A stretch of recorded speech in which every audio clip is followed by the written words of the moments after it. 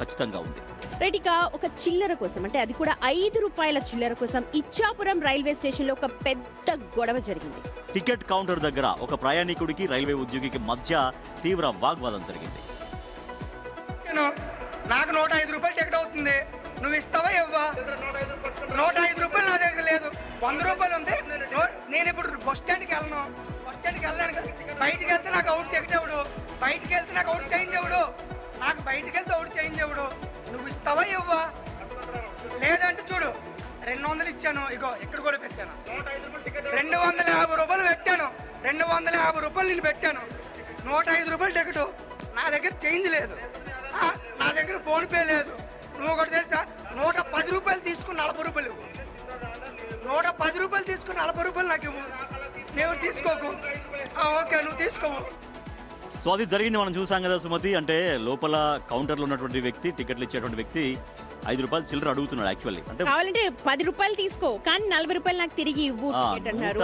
5 రూపాయలు టికెట్ అంట, నా దగ్గర 100 రూపాయలు మాత్రమే ఉన్నాయి, 100 రూపాయలు తీసుకొని టికెట్ ఇవ్వండి, లేదంటే ఇంకా నీకు ఎక్కువ ఇస్తాం, మీరు నాకు చిల్లర ఇవ్వండి అంటే అక్కడ స్టార్ట్ అయింది గొడవ.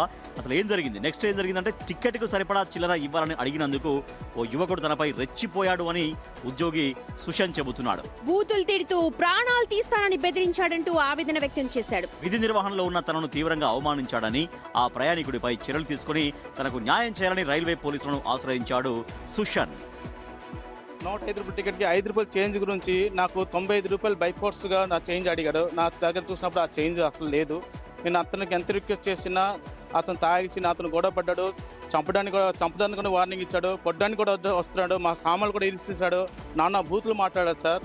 నాకు చాలా బాధ అనిపిస్తుంది. నా లైఫ్లో నేను జీవితంలో ఎప్పుడు ఇలా నా సంఘటన జరగలేదు.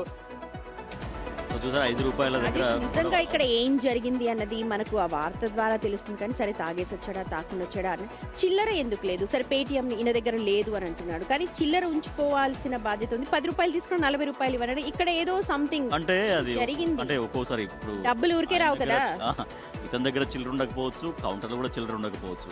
కాకపోతే కొంత నిజంగా అంటే వాళ్ళు భరించలేరు. అంటే 105 రూపాయలు ఇవ్వకుండా అందరూ 100 రూపాయలు, అందరూ 500 రూపాయలు ఇస్తే మేము ఎక్కడి నుంచి చిల్లర తేవాలి అని చెప్పి వాళ్ళు అంటుంటారు. ఇది సహజంగా ఎప్పుడు ఉండేదే, కానీ దీనికి ఒక పరిష్కారం అయితే ఖచ్చితంగా